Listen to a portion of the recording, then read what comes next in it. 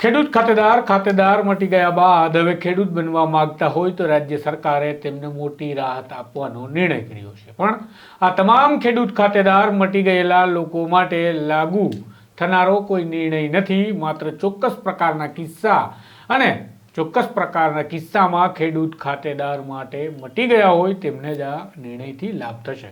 છતાં પણ મોટી સંખ્યામાં એવા લોકો હશે જેમને રાજ્ય સરકારના આ નિર્ણયથી ફરી એક વખત ખેડૂત બની ખેતીની જમીન ધારણ કરવાનો મોકો મળી શકશે। વિગતે વાત કરીએ રાજ્ય સરકારે જાહેર કરેલા આ મહત્વના નિર્ણય વિશે। વૈષ્ણવજન તો તેને કહીએ જે પીડ પરાઈ જાનાને રે। નમસ્કાર, હું છું આપની સાથે તુષાર બસિયા। નવજીવન ન્યૂઝમાં આપનું સ્વાગત છે।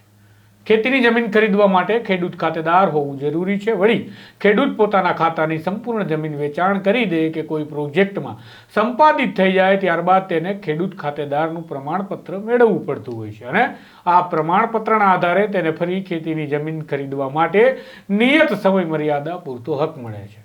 જેમાં જમીન જો વિકાસ કાર્ય માટે સંપાદિત કરવામાં આવી હોય તેવા કિસ્સામાં ખેડૂત ખાતેદારને રાજ્ય સરકારના 26/12/2008ના ઠરાવ પ્રમાણે સંબંધિત કલેક્ટર અથવા અધિકૃત અધિકારી પ્રમાણપત્ર આપે તે તારીખથી 3 વર્ષ સુધીમાં ખેતીની જમીન ખરીદી કરી લેવાની રહે છે। પણ જે કિસ્સામાં ખેડૂત ખાતેદારના ખાતામાં એકમાત્ર સર્વે નંબર હોય અને તેને તે બિનખેતી કરાવી નાખે ત્યારે તે ખેડૂત મટી જતો હતો। પણ હવે સરકારે મહત્વની જાહેરાત કરી છે જેના કારણે મોટી સંખ્યામાં મૂળ અસલ ખેડૂત ખાતેદારો હતા તેમને ફરી એક વખત તક મળી રહેશે ખેડૂત ખાતેદાર બની ખેતીની જમીન ધારણ કરવાનો।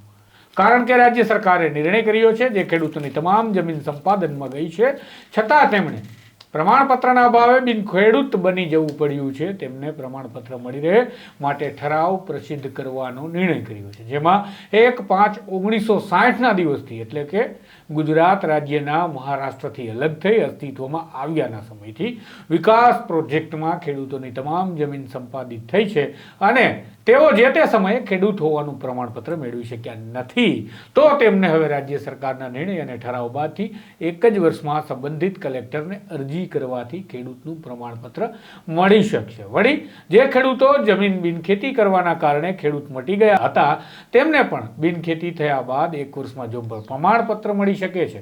વળી આ ઠરાવ પ્રસિદ્ધ થયાના 1 વર્ષ પહેલા આ પ્રકારે બિનખેડૂત બનેલા અરજદારો પણ આ નિર્ણય થતા ખેડૂત પ્રમાણપત્રનો લાભ મેળવી શકે છે પણ તેમને પ્રમાણપત્ર મળ્યાની તારીખથી 2 જ વર્ષમાં જમીન ખરીદી કરી લેવાની રહેશે।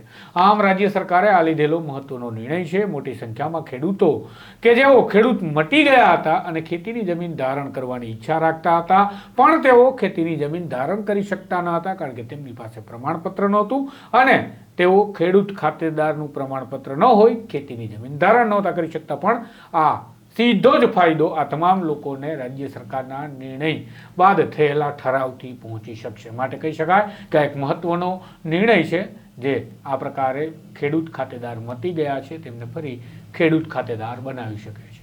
આ પ્રકારના અહેવાલ વિગતવાર સમાચાર માટે જોડાયેલા રહેજો નવજીવન સાથે। નમસ્કાર। વૈષ્ણવજન તો તેને કહીએ જે પીડ પરાઈ